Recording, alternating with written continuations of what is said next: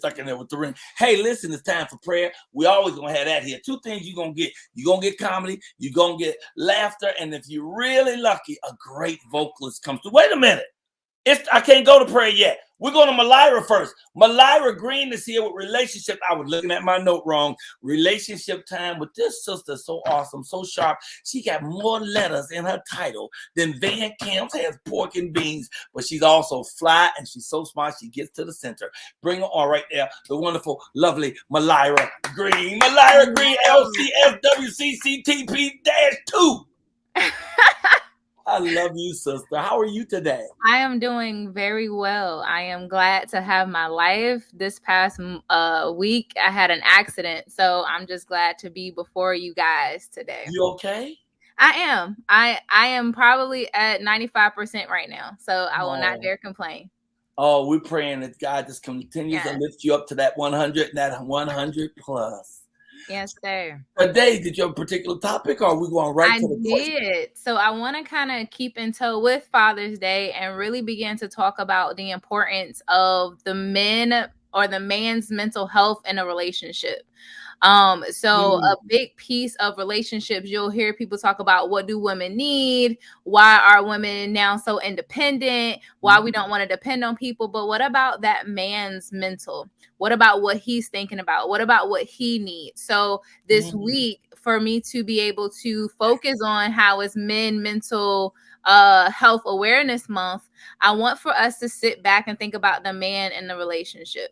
What does that individual need? How was his upbringing? What is his thoughts, his feelings? What is his thoughts about when it comes to parenting? We don't do a lot of hearing a man's voice. So that's what I really want to discuss today and be able to tell men, like, I see you, I hear you. And a lot of men, from what I've heard, just want a safe place. It's not about us as women solving their problems, becoming their mom, parentifying our relationships, but it's really about how much of a safe place can we create for the person that we're calling our partner.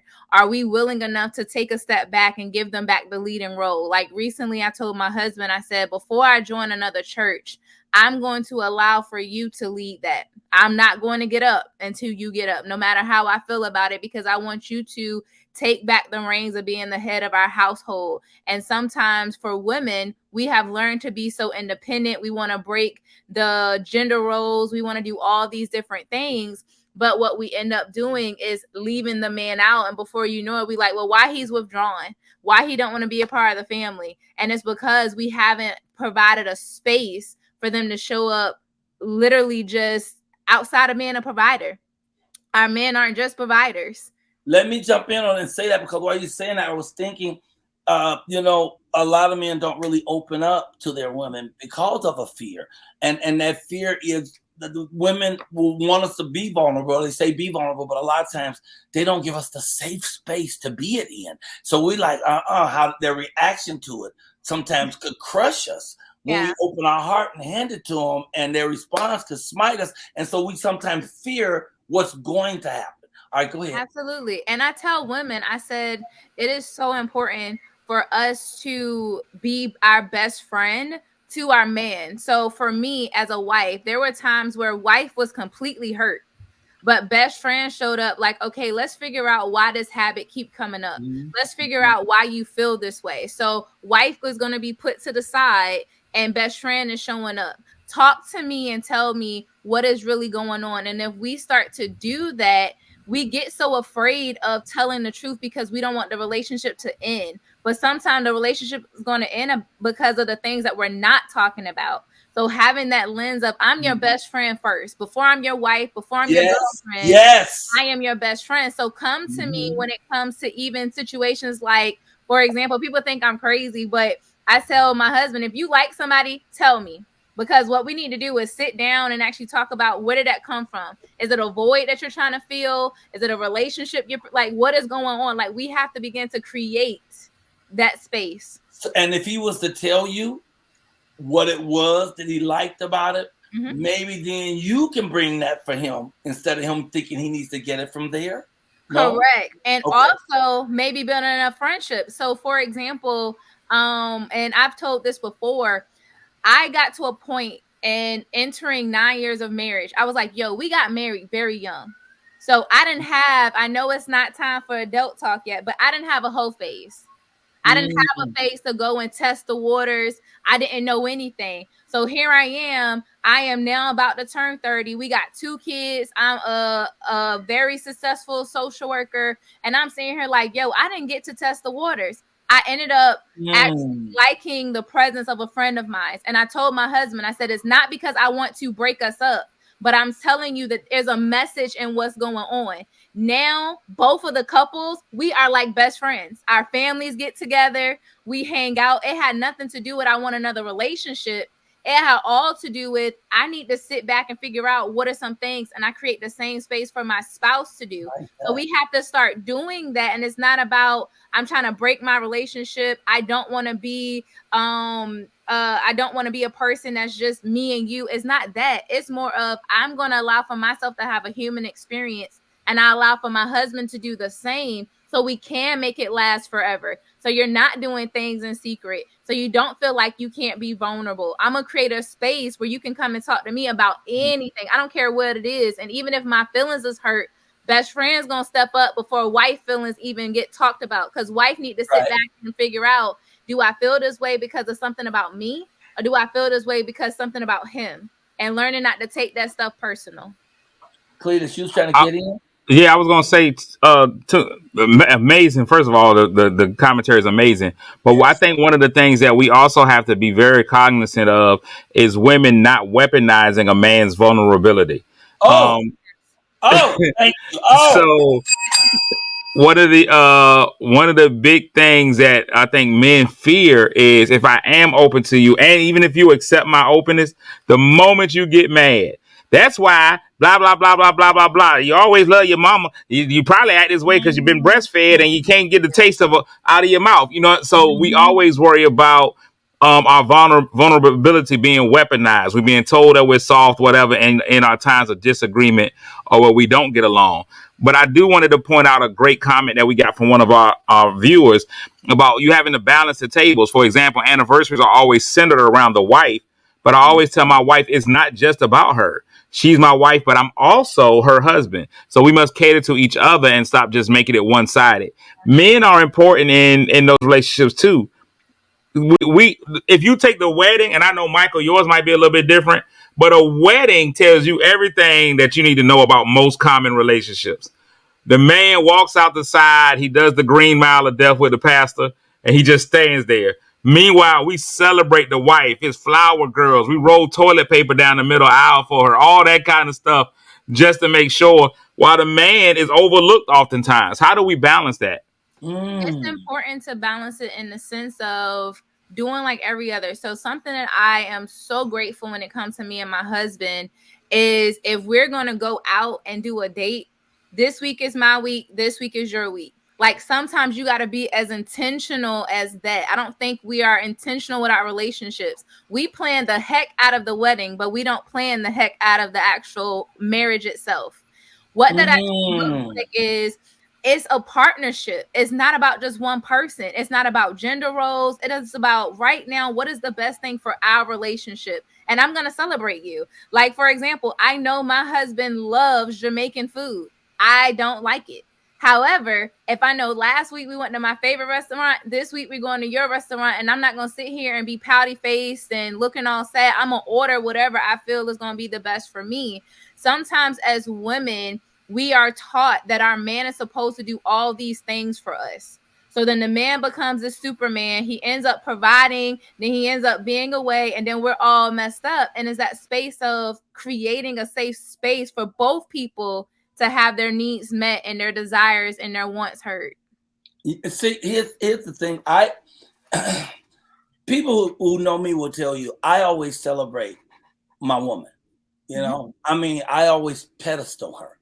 You know, and my wife to be, my lovely Queen Sonia, will tell you that's what I always do with her. So I understand the part of the celebration of wedding where you make it clear that your wife is more than that, that she is the queen in the center of your heart and your soul. Because if mom ain't happy, ain't nobody happy. So for me, I also live my life like that. Like I will always be celebrating. I will be celebrating my honey all the time. Long after we said I do, I'm going to always bring her gifts and lift her up and talk about it every place I go, because I think that's what we're supposed to do. But she also does it for me. She pours into me. So like you gave your example about Jamaican food, with me, it's films, movies, films, television, plays. I love that. Sonia wasn't as big on watching movies when we first got together, but she watched them every time, because she said, baby, you watch the movie, that give me a way to just lay with you while we watch the movie. And that togetherness also is fueling her joy for movies now. So now we're getting more and more into the movies and learning more about each other. So it's always about the yin and yang. We're each other, we're together. So we got to do give and take and lift each other. Like I would tell people when I first met her, we try to outgive each other. She'll give me something, I give her something. She give me something. Sometimes if I'm in a store, I won't let her hand go. If I let her hand go, she gonna come back with a bag full of shit for me. You know? And so it's like that's what we're supposed to just lift each other and love each other up like that. But we often forget that is our responsibility, is to bring each other to their ultimate joy. I don't know why. And every relationship is different too. So it's all about communicating. Sometimes we have uncommunicated expectations. So what I encourage people when you first are in a relationship, talk about what's important to you, because everybody's love language is different. Our love languages come from two places. Either we want to continue what we got growing up, or we want to feel something that we didn't have. So for example, if someone always gave gifts and that made me feel good because my parent was there, but they gave me gifts, I may want gifts. However, if my parent was absent, but they always just sent me gifts for my birthday, I don't want no gifts from you. I may want your presence. So when you're in a relationship, especially to try to make that balance where both men and women voices heard, learn what each other love language is and speak in that space. Because sometimes your spouse can be telling you, I love you, but because they're speaking it in not your love language, it feels like they're speaking Chinese and you're speaking English. You're not going to understand one another. So now this person is like, I'm giving, but you act like I'm not here. And it's because I didn't take the time to actually learn your love language. And I didn't take the time to talk about what is my expectation. For some men, they don't want to be celebrated. Like my husband don't like having a bunch of people in our house. So I know that that's not a celebration. His is just me and him time. So you have to know what your spouse is. Mine is, I'm a social butterfly. I want to be around everybody. Throw me in the middle with 100 people, I'm happy. But that's not his space. So it's learning to be able to communicate how both people need love, need to feel like they're actually appreciated and valued, and then begin to speak that language through your actions and through your words. Oh, that's our time. Yeah, Mike, I want to make sure that we didn't miss what her point for the whole show was, because even though you made all of us men look bad by not loving our women enough, it's not just about happy wife, happy life. It's about happy spouse, happy house. So I think what she was saying is, even though you uplift the wife, ladies, make sure you give back to that man, because the more you give back to him, the more he can give into you. It's just like any vessel. I can't pour into you if I go empty. So make sure you pour back into him, ladies. Make sure these men are great. What the hell is going on here right now? You quoted 2 quotes today, and they're both Rojas. Come on, something is up. Something is going on. Because Rojas wants to put you in a headlock, and the only person you quoted was Rojas.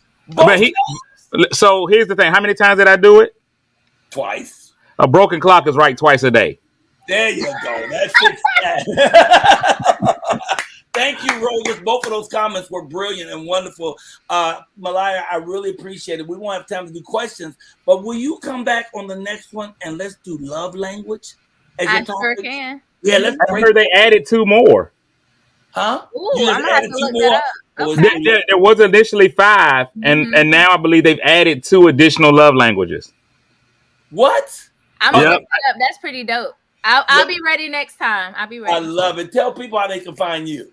So you can find me at www.myliratransforms.com. I'm on Instagram, Mylira Transform. I'm asking for everybody to go ahead and follow my page, because I promise you I'm going to give you some transformative information. I'm on Facebook, Mylira Green. And again, phone number for anybody who just needs some support, 757-609-0694. There is no reason why we have to suffer in silence. And I want to say thank you guys for coming on. And I'm looking forward to switching to Thursdays. It's going to be beautiful, as it always is when you're here. I appreciate you so much. Leave me with a woo, woo, woo. Woo, woo, woo.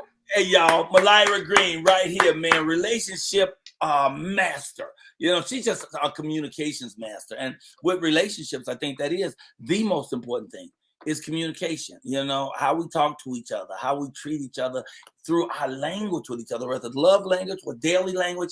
How we talk to each other is how we make each other feel good or not feel good, the way you say it. Why you got to say it like that? I want to say it like that. So coming up is